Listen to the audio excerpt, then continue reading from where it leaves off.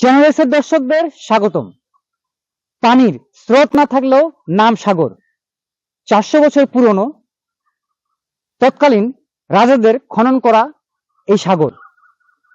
এই সাগরগুলোতে দর্শকরা বিভিন্ন সময় বিভিন্নভাবে দর্শনার্থীদের ভিড় লেগে থাকে। আমরা এই দর্শনার্থীদের চাওয়া পাওয়া গুলি মন্তব্য চ্যানেলের মাধ্যমে আপনাদের জানানোর চেষ্টা করব। আমরা এখানে আসছি আজকে দিনাজপুর সরকারি কলেজ থেকে। আমাদের ছিল একটা পিকনিক ছিল, আমাদের মাস্টার্স এর শেষ পিকনিক। তো এখানে আসছি, জায়গাটা আমাদের ভালো, একটা ইকো পার্ক, এখানে অনেক গাছগাছরা আছে যেগুলো আমাদের খুব দরকার। আমরা এখানে আজকে আসছি, অনেক গাছ টাছ পরিদর্শন করছি, কিন্তু এখানে সবচাইতে যেটা সমস্যা সেটা হলো একটা লেডিস টয়লেট নেই।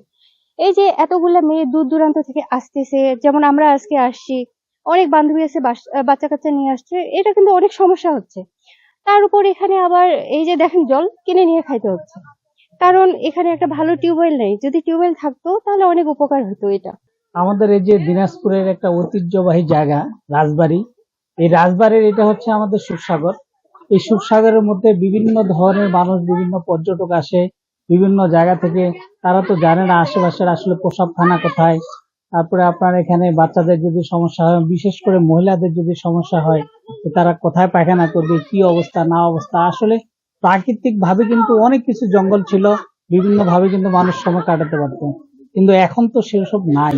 আর না থাকার কারণে এখন যদি আমাদের এখানকার যে প্রশাসন আছে, ওনারা যদি এটাকে উদ্যোগ গ্রহণ করে থাকে, বা সমাজের মধ্যে অনেক প্রতিষ্ঠিত প্রতিষ্ঠান রয়েছে, সেই প্রতিষ্ঠানগুলো যদি আসে আমাদের এখানে, যদি সুখসাগরের আশেপাশে অনেক কিছু বসার স্থান আছে, দর্শনার্থীগুলো বাইরে থেকে আসতেছে, তাহলে এরকম কোনো একটা ব্যবস্থা যদি থাকতো বা যদি করতো সংস্থাগুলোর মাধ্যমেও, তাহলে কিন্তু বাইরে থেকে আমাদের দর্শনার্থীগুলো আসতো এবং সুন্দর মনোরম পরিবেশে কিন্তু এটা উপভোগ করতে পারতো।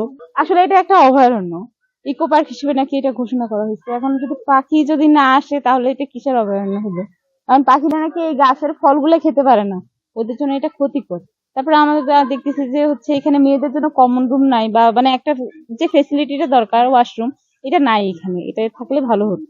আমরা এখানে দিনাজপুর সরকারি কলেজ থেকে এসেছি তো এক্সকারশনের জন্য। এখানকার প্লেসটা অনেক ভালো, সবকিছুই ভালো। তো এখানে সমস্যা হচ্ছে একটাই, যে এখানে মেয়েদের জন্য কোনো টয়লেটের ব্যবস্থা নাই। দূর দূরান্ত থেকে মেয়েগুলো আসতেছে। তাছাড়া মনে করেন যে এখানে কোনো সিকিউরিটি নাই।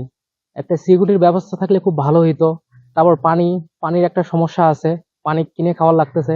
একটা টিউবওয়েলের ব্যবস্থা নাই, যার যার ফলে সব মিলে একটু সমস্যার মধ্যে দাঁড়াচ্ছে আর কি। তো এই জিনিসগুলা কর্তৃপক্ষের দৃষ্টি আকর্ষণ করতেছি, যাতে এই সমস্যাগুলো সমাধান করে। এটাই। দর্শনার্থীদের কথা বিবেচনায় এনে রাজদেবত্ব এস্টেটের ট্রাস্টি সহ সংশ্লিষ্ট কর্তৃপক্ষ ব্যবস্থা গ্রহণ করবে এমন প্রত্যাশা ঘুরতে আসা দর্শনার্থীদের। সুখসাগর থেকে মামুন আজম ইসলাম নয়ন, চ্যানেল এস।